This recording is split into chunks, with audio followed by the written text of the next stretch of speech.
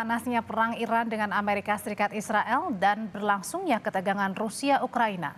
Militer Rusia unjuk kekuatan tempurnya dalam parade militer di Yerevan, Armenia.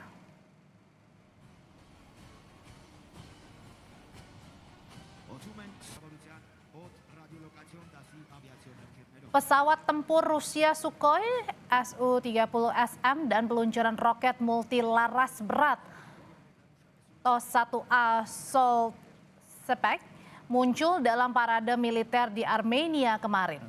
Tak hanya pesawat tempur, Rusia juga menunjukkan helikopter canggihnya serta pesawat serang Sukhoi Su-25. Tak hanya Rusia, sejumlah negara juga ikut berpartisipasi dalam parade militer seperti India, Tiongkok, dan Iran.